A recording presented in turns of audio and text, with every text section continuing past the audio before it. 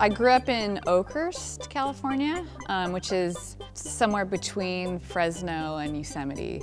And I grew up in a mobile home park that my parents owned, right on the border of the Sierra National Forest. And it was a senior mobile home park, and it was called Whispering Pines.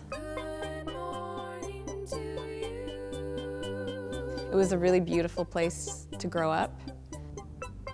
Instead of like playing with the kids on the block, I'd go and visit the widow in the trailer and make puzzles with her. Or there was one lady that had a lot of birds in cages, and I'd go play with her birds.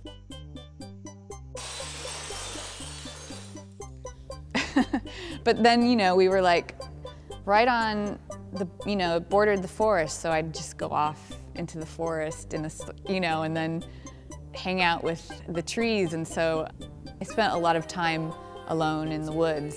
So when Twin Peaks came out, I could really identify with that element in that show, this sort of communing with nature and this dark or benevolent spirits in the forest. And I feel like that was my first art experience. That was like the first thing that really moved me. But really, in terms of visual arts, it wasn't until I was at Berkeley that I actually went to a museum for the first time. And I took a performance art class, or actually it was called New Genres, and it changed my life. Maybe I should change outfits now. You want to change outfits now? Maybe. Should I?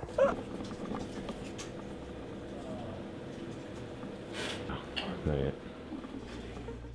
And then in grad school, I started to make this series of dresses with medical devices embedded in the fabric. I was originally making these series to exist on their own, to like hang on hangers or on body forms. But I mean, they weren't really coming alive on their own.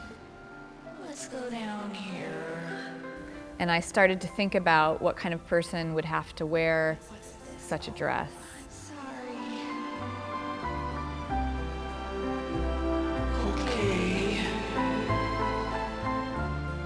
So really that's where the alter ego started, was with this neurotic hemorrhoid pillow dress character shopping. Yes. No. Okay. And also because the first video didn't really have an ending, I put "to be continued" at the end. And so then I knew I had to make another one, and I also knew I had to give it a title. So I was thinking like, what would be something like Twin Peaks? And so I came up with Whispering Pines to like sort of, base it in my autobiography loosely.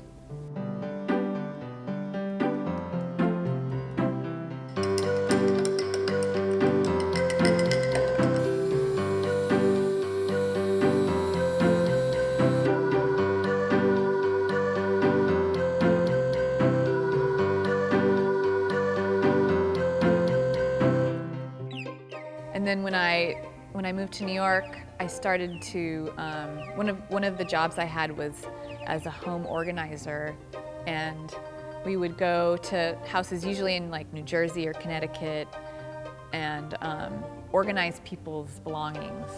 And sometimes it would be like a team of 7 people organizing like a massive, stuffed garage. And then another job would be organizing someone who was already hyper anal and organized. Finding like the ideal like pen holder for them, at the Container Store.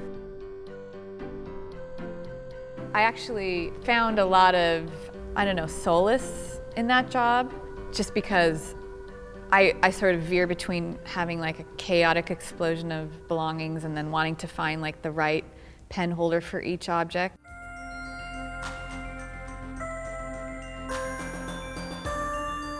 There's usually, I think, something physically wrong with her that's probably in her mind.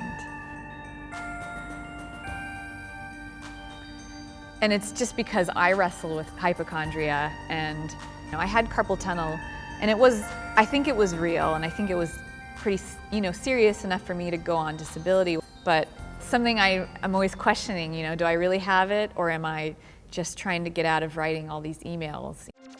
Moving freely. And I think that's sort of like the main impetus for Cynthia's struggles.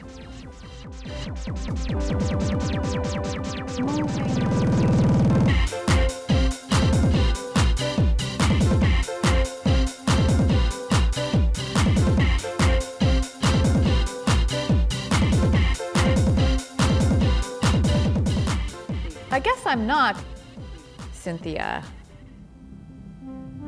but if I'm not, then no one is, or I mean, I am. I think I am. I mean, it is, me as if I were a bit more naive, maybe, or that plus me always being alone.